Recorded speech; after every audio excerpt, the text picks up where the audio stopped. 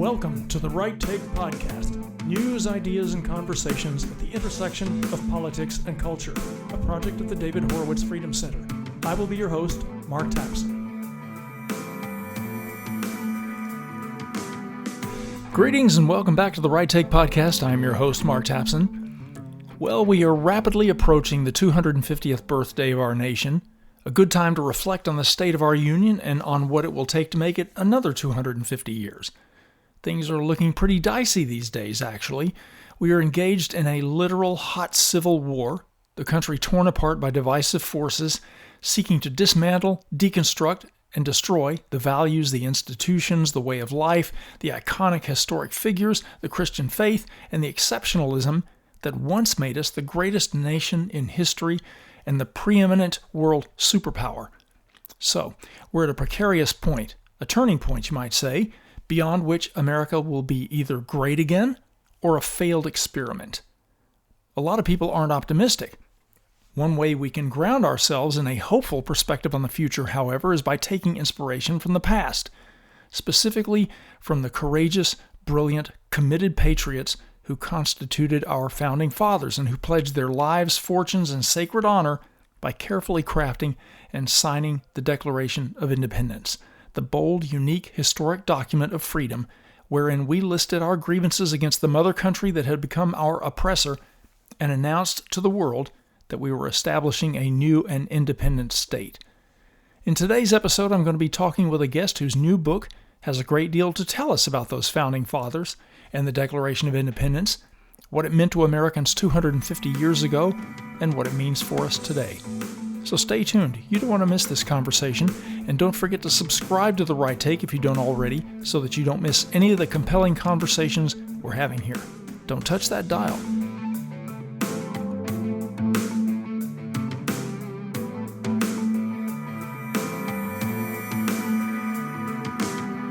My guest today at the intersection of politics and culture has just an insane resume. He is a professor and graduate school dean at the awesome Hillsdale College. He oversees a Center for Constitutional Studies and Citizenship at Hillsdale's D.C. campus. He was the executive editor of the President's 1776 Commission. He was vice president of American Studies at the Heritage Foundation. He's a fellow at the Claremont Institute. I honestly don't know how he fits all this on his business card. He's the author of, among other things, the book We Still Hold These Truths, and now of an important new book called The Making of the American Mind, the story of our Declaration of Independence. Matthew Spalding, welcome to the Right Take Podcast.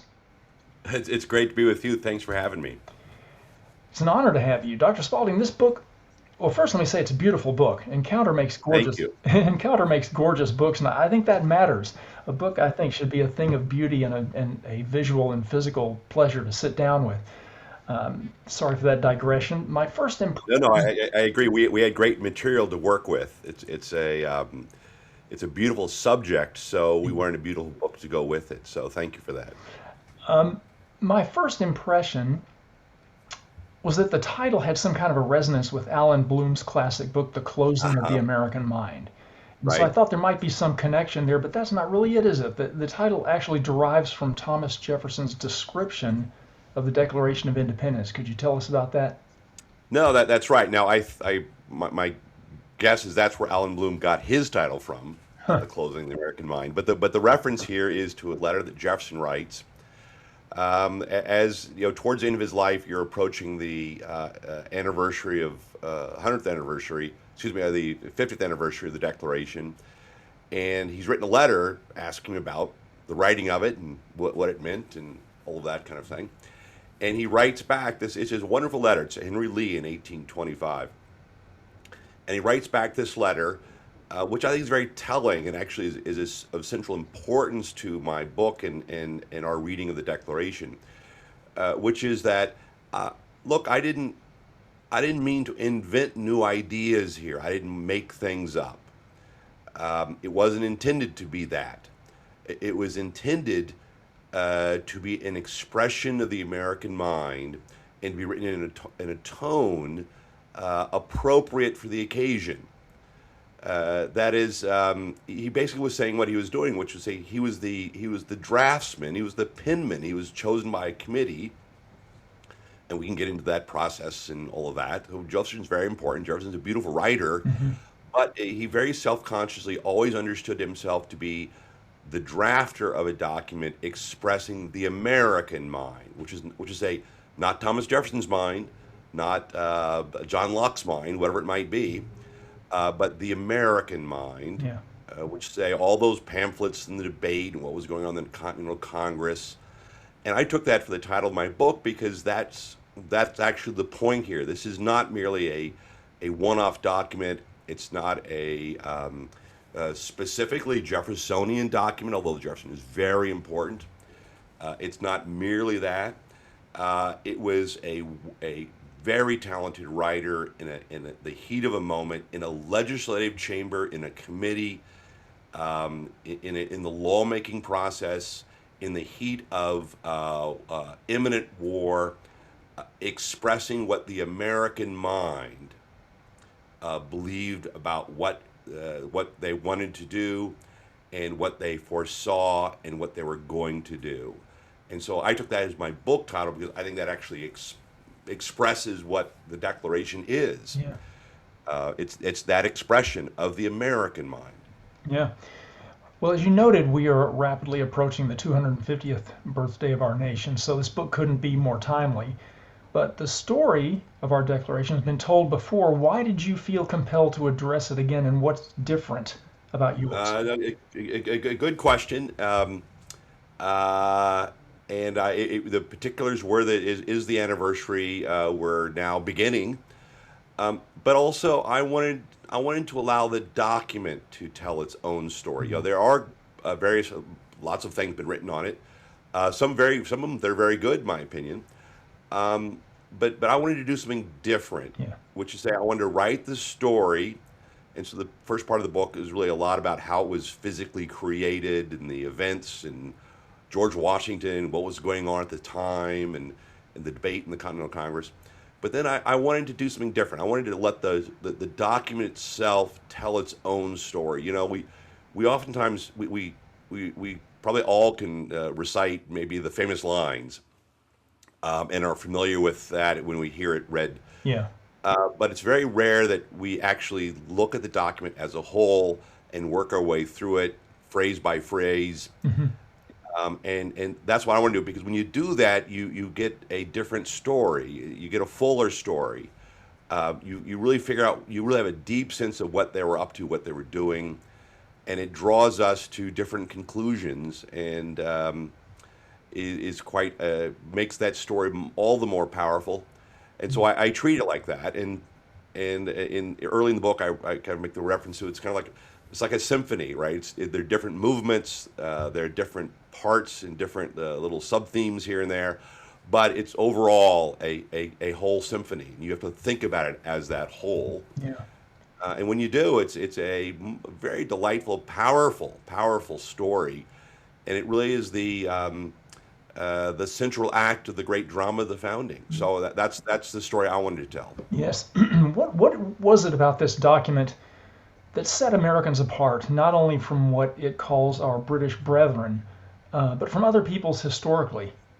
Well, I mean, there are a number of things that make this very different here, and generally speaking, the founding itself, the way America begins, is different than any other country, and that's because of this particular document. It's clearly rooted in history. It makes all sorts of historical references once you started getting into it. But it does something very different that had never been done before, which is why I've always been attracted to it, but also why American history has always been attracted to it. And every president has been attracted to it, and our politics turn on it. And Lincoln eloquently speaks about it.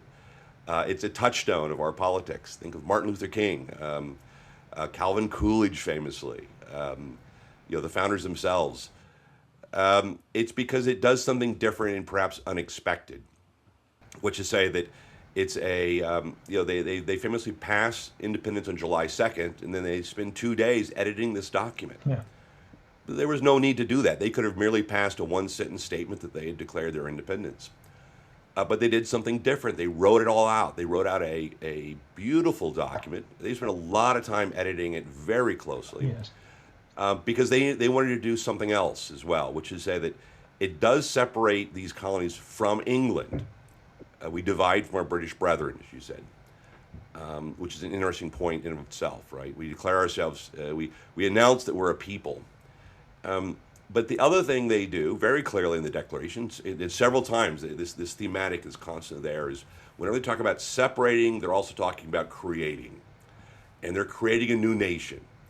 And they're creating a new nation not based on all the old European canards and aristocracy and ethnicity and monarchy and this kind of thing, but they're going to ground this new nation on what are actually some very old ideas, radically old ideas, meaning as in going back to the root, that we're all equal in a deep, fundamental way, which really kind of grows out of the ancient tradition, especially once you get into the Romans and that whole tradition of nature and understanding man. Yeah. But also fundamentally comes out of the Christian tradition. We are equal in the eyes of God, and so that's how we're going to start this nation.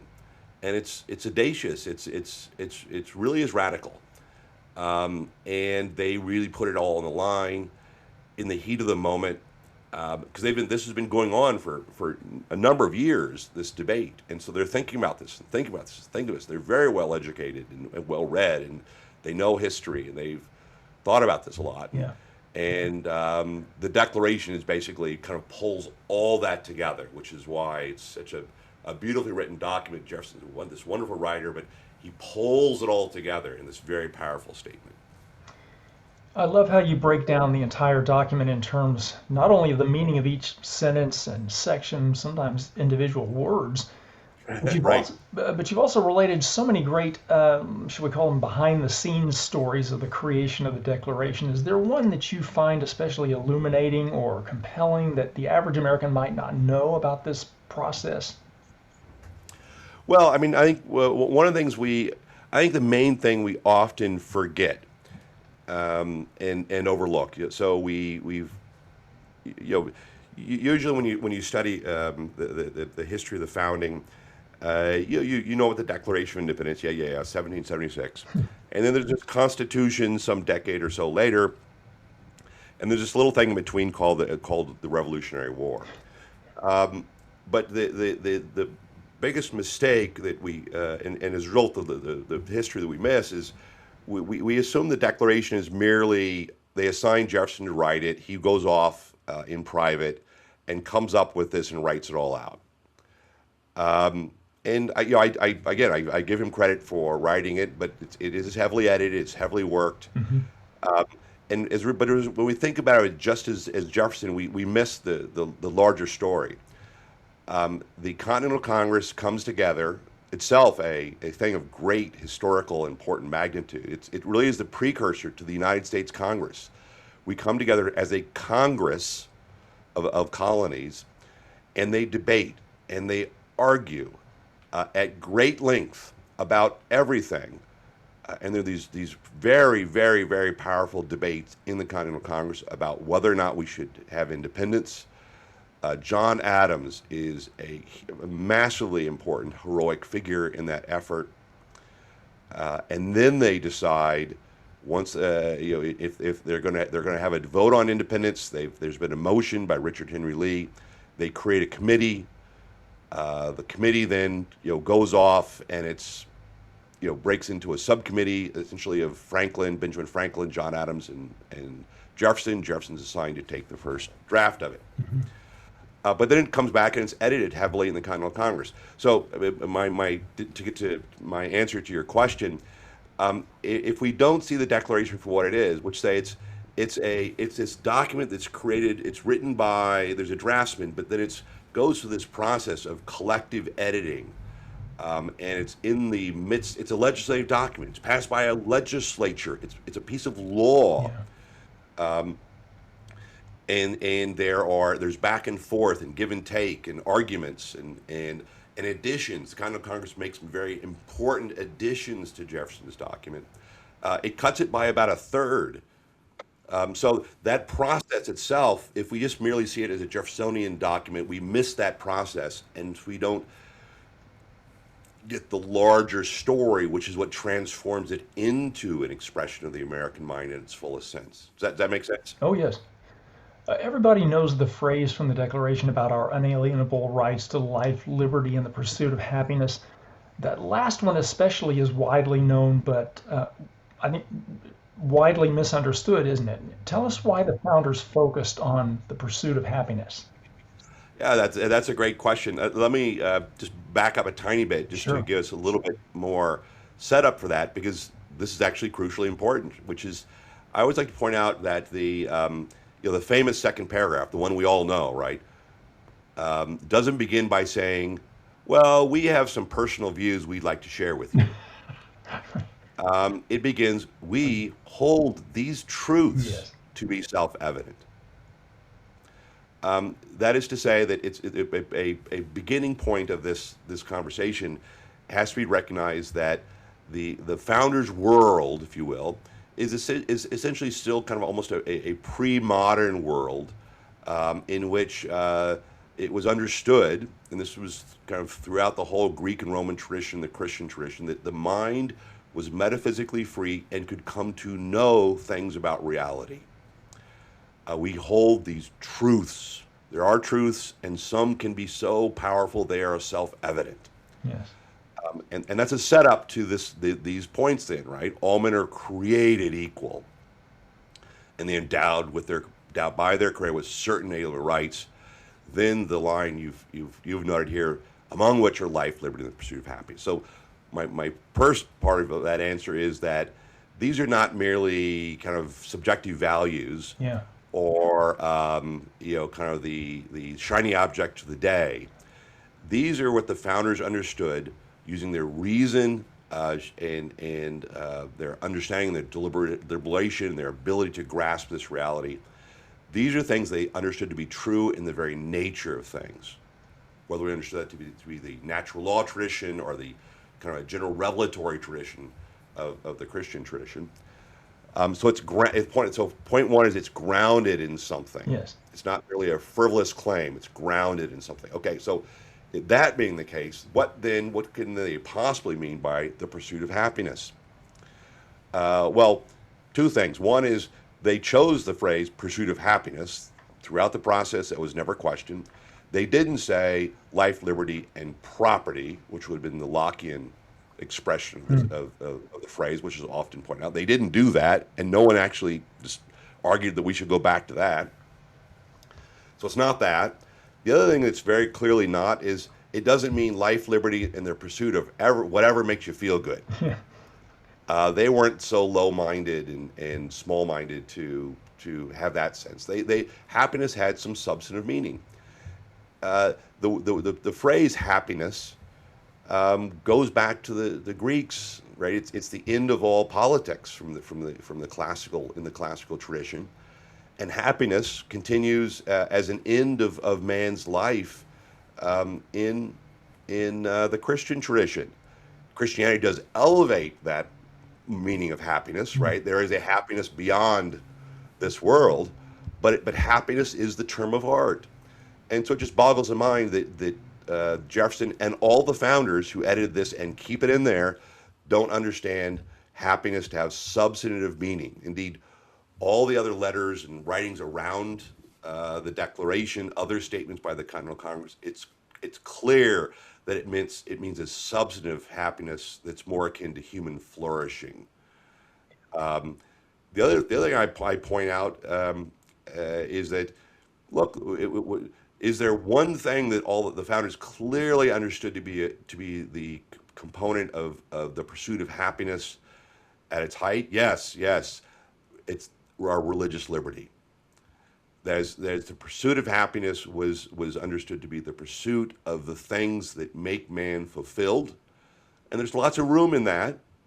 It doesn't mean you can be, kind of go around killing people and doing clearly immoral and wrong things, but there's lots of rooms for different vocations. But one thing it does mean is that you do have a fundamental right to pursue your ultimate happiness as a component of that, which is why, even though it doesn't say so, the Declaration has always been understood, the founders always understood it to be pointing towards fundamentally the protection of religious liberty.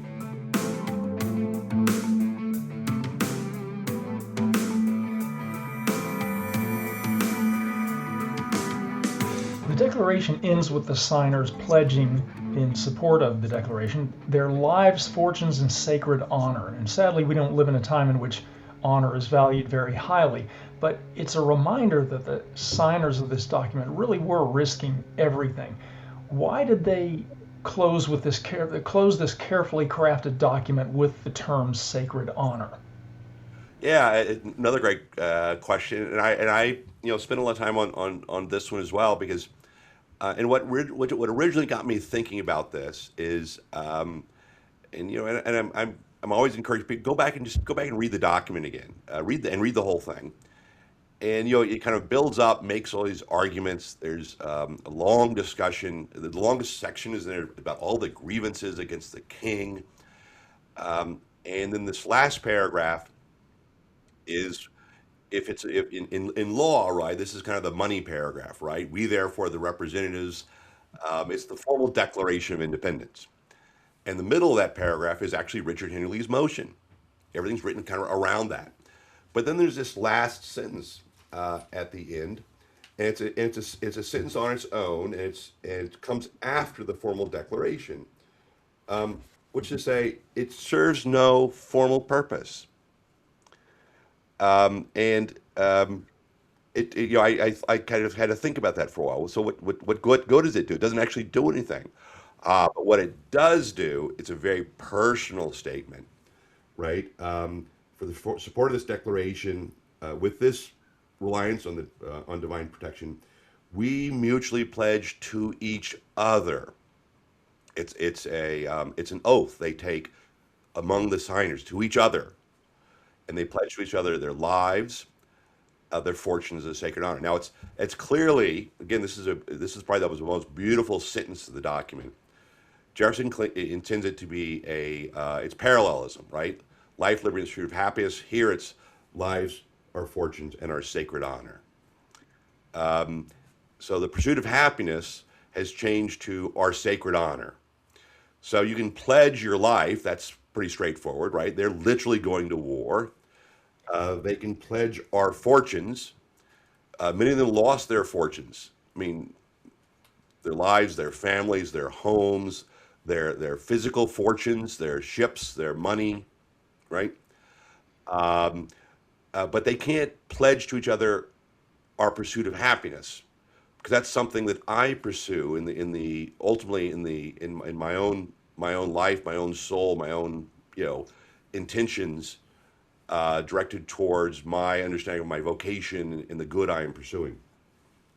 But you can pledge to each other your honor, and then when he says our sacred honor, Jefferson, that's kind of makes it electric. That's boom. That's just a great mic drop.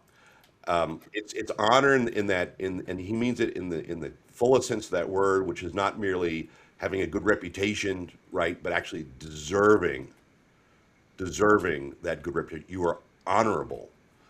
You have the virtues, and you're deserve those to be recognized for those virtues. And then he adds this word sacred.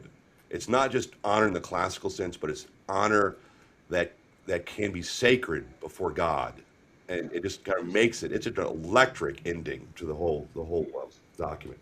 Well, speaking of sacred, you have a section toward the end called the theology of the Declaration. The religious sensibilities and motivations of the founders are always kind of a topic of heated debate. Can you sum up what you say in this section about the theology of the Declaration? I'll kind of quickly. It kind of comes up throughout the book, and it's something that I think is actually it's unique and kind of goes. People have pointed out certain parts of this before, but really kind of goes beyond that. Which, when you do a very close read of it, you start to see other things, even more profound things. But in general, it's a pushback. First of all, it's a pushback against the kind of the normal interpretation, or one of the dominant interpretations is that look, the Declaration is really a secular document. it was meant to be a secular document and begin a secular nation that has no references. There are a bunch of deists, and there's really nothing there. And that's just not the case when you spend time with the document. There are only two individual characters in the whole document. Both have absolute power, and one turns out, this is a spoiler alert, one turns out to be a tyrant, George III. But the other individual that's referred to throughout the document is God. God is very prominent in the document. Jefferson knew his audience, and he makes references. They're non-sectarian. They're not specifically Christian. This is not a New Testament Christian document. But having said that, there's a thick theology there, I think, that we can build on. God appears several times. He first appears as the laws of nature and nature's God, the God who creates nature and the laws of nature. Think of kind of in general revelation, right? There's this sense that we can, through our own reason, be able to see around us and instinctively understand that. Then this God turns out to be a creator of us, of human beings in particular. And meaning he creates us in such a particular form that he endows us in particular with rights, with certain rights, among which are to pursue this idea of happiness we were just talking about. And then God is also the supreme judge in the last paragraph that sees the rectitude of our intentions. Or put in more simple terms, he sees in our hearts. He knows what we're up to. He sees our intentions. And then at the end, they appeal to a firm reliance on divine providence. It turns out this God actually does intervene sometimes in the affairs of men, and we're going to appeal to it. So there's a theology to this document that strengthens and becomes even stronger as you go through the document. And so, like I said, some people overread it. I think that's a mistake and gets us on the wrong ground. But there's a strong argument, which I don't see meaning saying the argument is strong, but it's a very prevalent argument that there's no there. And I think that's incorrect as well. And so one of the reasons I spend so much time on this theme in the book is to recover, I think, the actual intentions in clearly through their language. I mean, John Witherspoon, the Presbyterian minister, was the chaplain of the Continental Congress. John Hancock, the president of the Continental Congress, was a strong Congregationalist. They weren't. There were some. Franklin was pretty deistic, but really the only one. Jefferson has some quirky religious ideas, but was very respectful. And as writer, he then had to recognize that all the other opinions in that Continental Congress and the American people. He couldn't get away with making this a secular document. So he writes to his audience, and then the Continental Congress adds those last two references to God I mentioned, which even further, I think, underscores the argument. There's a theology in the Declaration. There's so much more to talk about in this book, so much material. I hardly know where to begin. There are many questions I could ask you about the story that you set down in this book, which I found enlightening and entertaining on literally every page. But let me shift gears a little bit and ask you a couple of broader questions. As we mentioned earlier, we're nearing the 250th birthday of the United States. How would you assess the current state of American patriotism? And while we're at it, what does it mean to be patriotic? Because in recent decades, many Americans just have come to conflate the word patriotism with jingoism. Yeah. No, that's a great point as well. I mean, I'll ask him I think we're going to find out. Let's put it that way. This is a unique opportunity. We're going to have this big anniversary. There's going to be a lot of attention in the media. Local communities are going to be doing things. I mean, I remember very distinctly 1976. Now, I was in middle school, but I remember the trains coming through and the parade, the tall ships. This stuff is really important. And we're going to see what happens here. And I think there's kind of evidence, and we're now seeing it beginning to percolate, that there are a lot of Americans out there, Republicans and Democrats, left and right, kind of the old kind of the old liberal types who think this is actually a pretty good country and are very proud to be in this country. And I mean, look, people all over the world, they want to escape other nations. Where do they go? They want to come here. So I think there is a patriotism out there. I think the problem is that in much of our politics, especially of late, we've kind of beaten down on that. And this goes back to your general question about patriotism. You're right. It's kind of has a bad name today. It's kind of it's kind of chauvinistic, and it's not really thoughtful and all this kind of stuff. And I think that's really nonsense. It's patriotism. There's a great conversation in Tocqueville about this, and actually my book begins with a chapter on falling in love with your country again, and defending patriotism. And Tocqueville makes this great distinction between instinctive patriotism, the kind of patriotism we get from growing up in a community and being a kid and watching this stuff and learning about your grandparents and the local war memorial and all this kind of thing. But at some point, it becomes reflective as we become, kind of reflective individuals thinking about the nature of citizenship and our responsibilities and duties, and this kind of thing, and that reflective form of patriotism, which is still a form of love, right? Augustine says you can't love something unless you know it.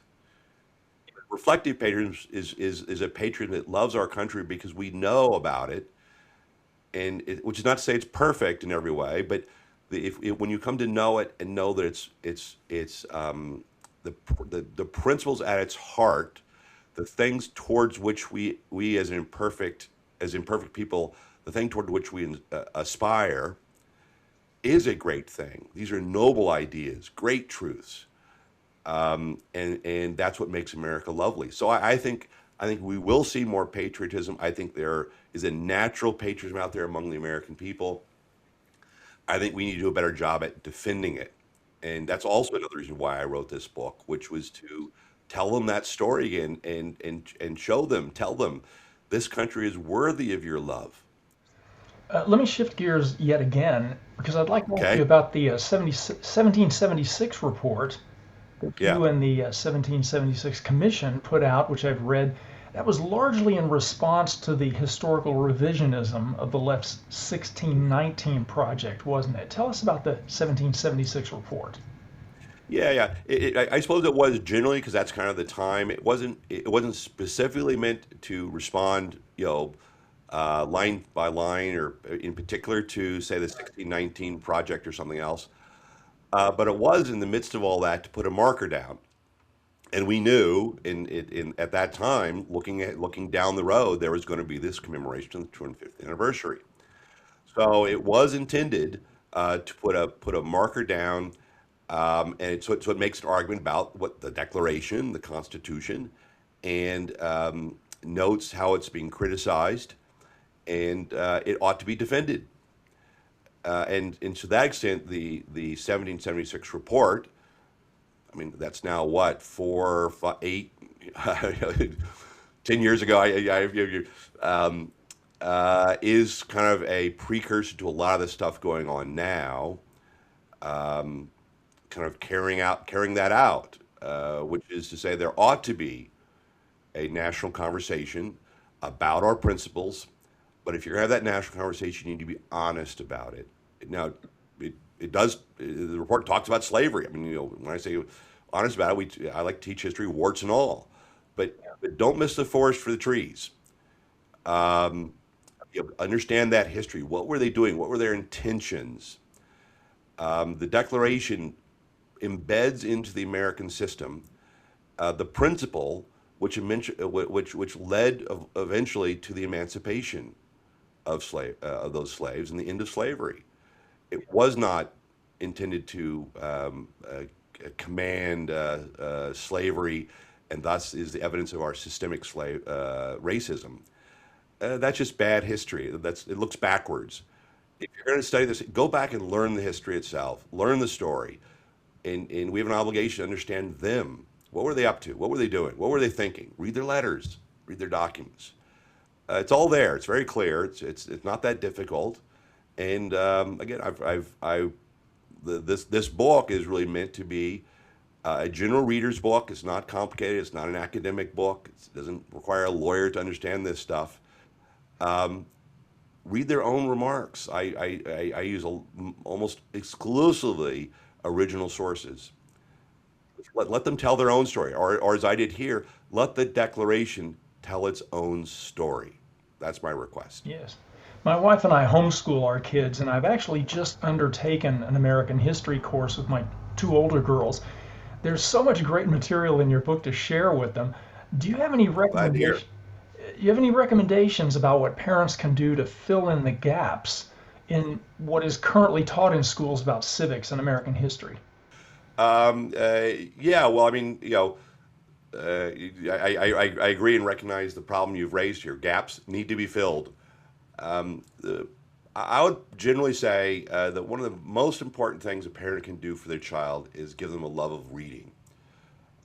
When it comes to American history, we think of civics, and there's kind of this formal sense of civics. Well, you need to learn about the Constitution, the Bill of Rights, and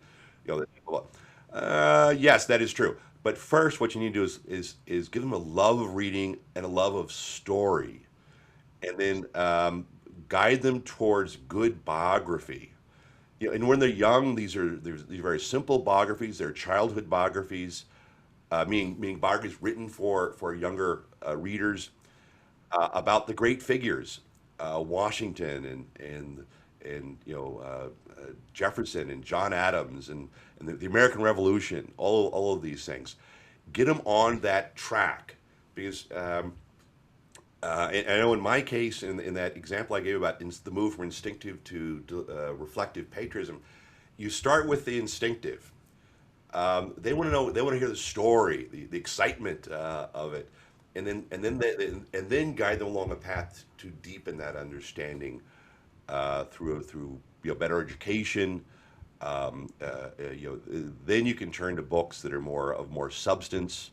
My book like this book I just did on the Declaration or things like that. But you don't overwhelm them with the technical stuff first. You got to approach it the way their minds are going to approach it, which is first through the excitement and the interest and capture their interest. I loved history and the stories of history.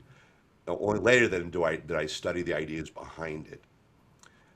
And now I tell those stories because that's the way you get into the mind. Well, that's great advice. And I couldn't agree more about the importance of inculcating a love of reading and the importance of stories. So that's good to know. Let me ask you a couple of quick final questions. Are you working on something now? And also, how can people best keep up with what you're doing? That's a great question. I'm always working on things. My main work right now is actually centered around America, the 250th anniversary. I'm a technical advisor for there's a White House task force, and there's a group called the Freedom 250, which is producing a lot of the big events and things. There are going to be some freedom trucks that Freedom 250 is created. 6 of them traveling all over the country, and I was involved in the creation of that, the writing of that story. So I've been involved in that. Obviously, I'm working on this current book. I'd probably say my next project is I've done a number of things on Washington in particular, and I want to write a book on him in the context of the Revolution, and again from that story point of view that actually then draws in the more substantive elements of what he actually accomplished, which I think they're great, and I think we actually kind of downplay him in many ways. He's this heroic figure and all this kind of idea in our mind, but what he actually did was quite remarkable. The best way to kind of track my work is to go to hillsdale.edu. I'm at the graduate school, and I'm based in Washington D.C. And just look out for my writings. So. Yes, that's good to know. Well, I'm looking forward to the Washington book. He's a personal hero of mine, and I've got a massive shelf full of biographies, so I'm looking forward to adding yours to it. Matthew Spalding, thanks so much for coming to the Right Take podcast. Keep up the great work. It's been great talking to you. It's a wonderful conversation, and thank you for having me. Listeners, make sure you get The Making of the American Mind. It will make you fall in love with America all over again. And thank you for tuning in, as always. Don't forget to subscribe to The Right Take if you haven't already. And if you like what you hear, please leave that positive review. Be seeing you.